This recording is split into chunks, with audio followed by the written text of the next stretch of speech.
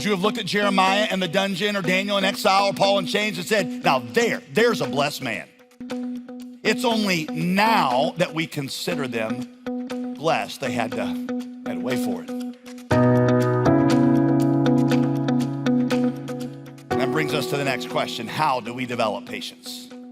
James is going to answer this through a couple of illustrations. Illustration number one is the farmer and the seed. Verse 7, see how the farmer waits for the precious fruit of the earth, being patient about it until it receives the early and the late rains? So you should be patient like that. What does a farmer do after he plants the seed? Answer, very little. All he can do is wait. He's got to wait on the rains, which are totally out of his control. Sure, he can put down some fertilizer. He can keep the crows away. But what happens after the farmer plants the seeds is mostly between the seed, the soil, and the weather. If the farmer is frustrated at the speed of the seed's growth, the worst possible thing he can do is dig up the seed and try to make it grow. That'll do nothing but kill it. I remember during one particularly challenging season with one of our kids, I felt pretty exasperated. I thought I'd taught everything I was supposed to teach, but it just didn't seem to really be taking in their lives, and so I was frustrated, wondering what I needed to do differently. What had I done wrong? What had I not taught? What had I not said? Where had I not taken them? What experience had I not given them? Where had I failed?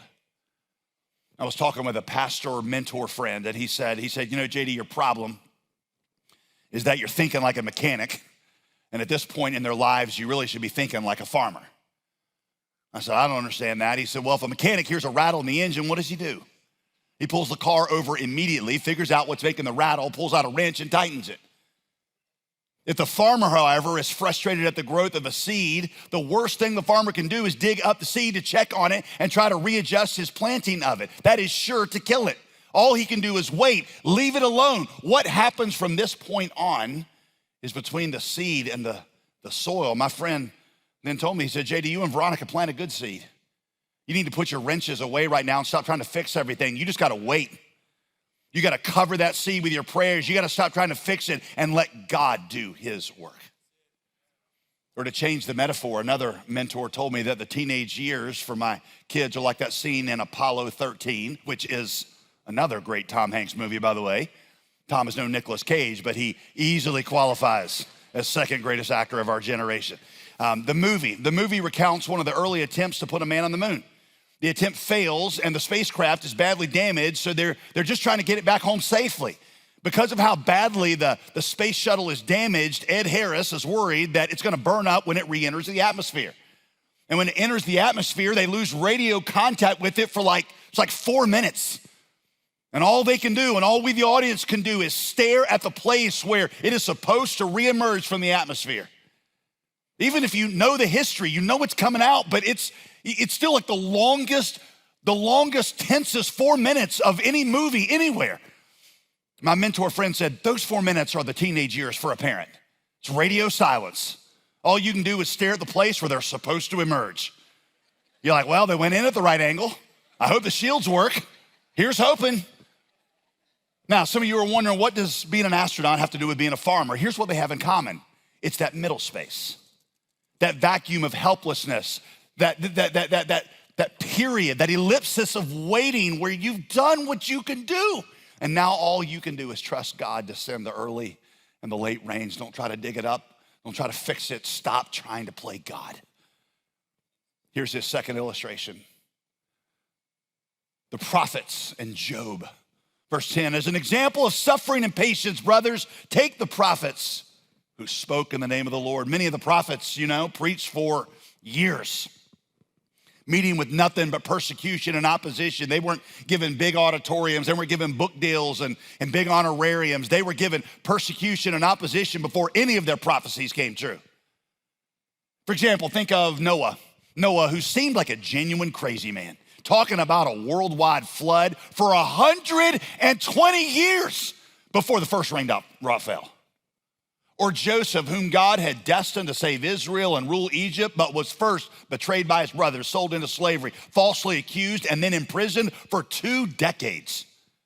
Or how about Isaiah, who wrote those beautiful words in Isaiah 53 about a suffering but victorious Savior who would be wounded for our transgressions and bruised for our iniquities, and by whose stripes we would be healed, but whose own life ended not with a big book signing tour or a platinum worship album featuring all those great lyrics. No, Isaiah's life ended, Jewish history tells us, with the rebellious, unbelieving king putting him into a hollowed out log and cutting it in two.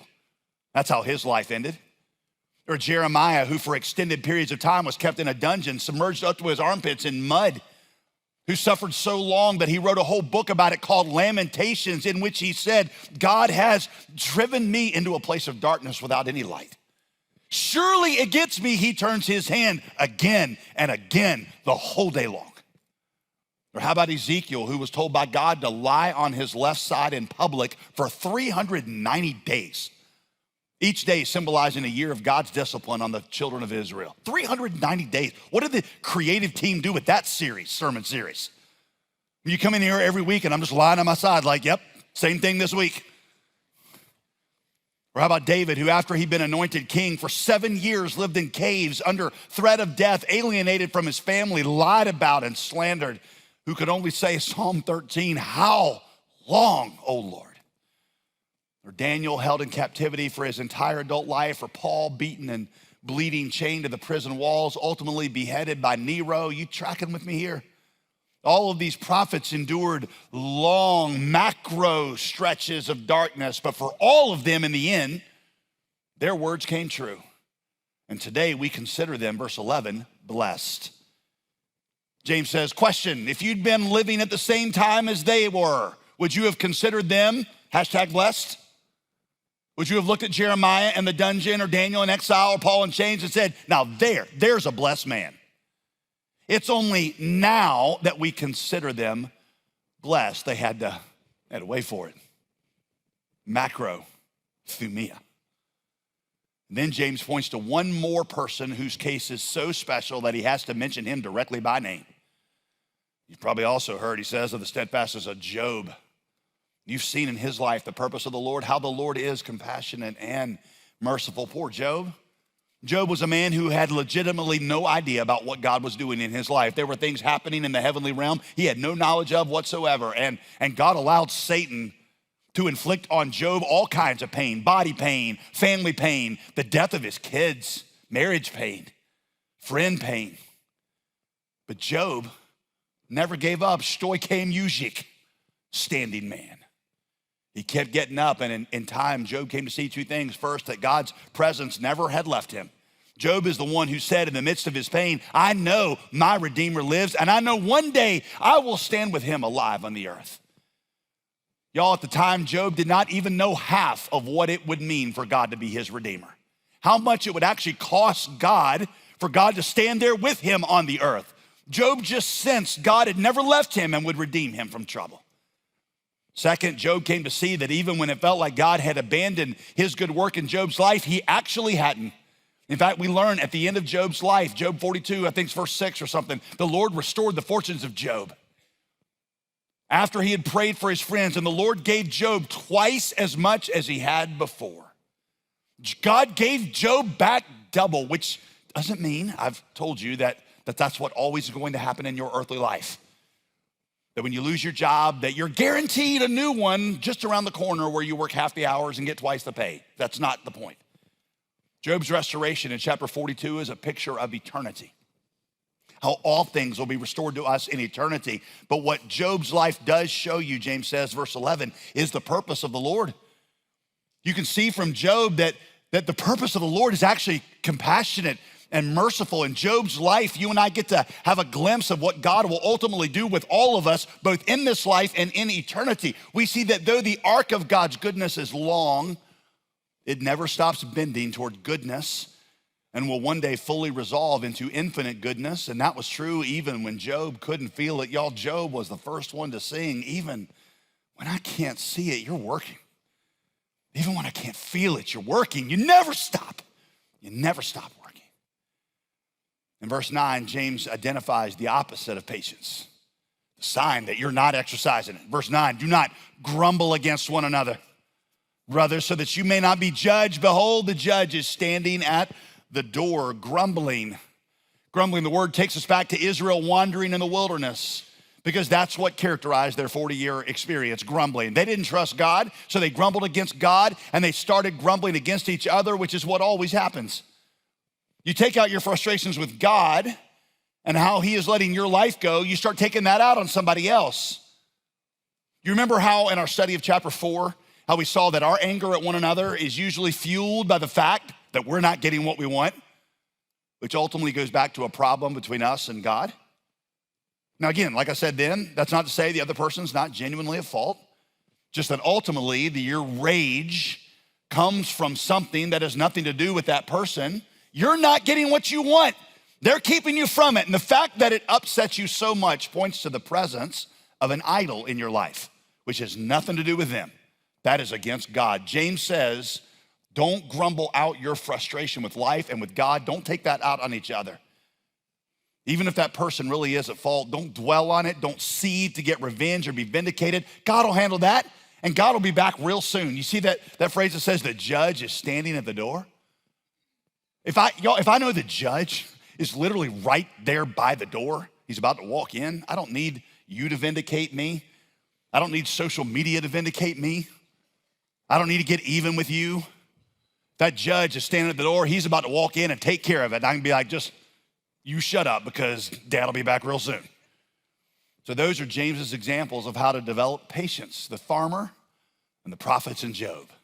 Now, using those two examples, could we just make this really, really practical? When you're in that season of long suffering, and some of you, again, are there this morning, how can you develop patience so that God can do his work in you? James tells you to look 3 places. This is as practical as I can make it. He says, first, I need you to look backwards. Remember the purpose of the Lord that you saw in the prophets and in Job, how the Lord really is compassionate and merciful. Through the prophets and Job, you have seen what the Lord's purpose is. And Summit, can I say that we've seen it now somewhere even more convincing than in the prophets and Job. In the cross and resurrection, we see the purpose of the Lord, how he is indeed compassionate and merciful, more compassionate and merciful than any of them ever even imagined. Though we endure a crucifixion on Friday, we now know there's always a resurrection coming on Sunday. Though weeping lasts for a night, joy comes in the morning.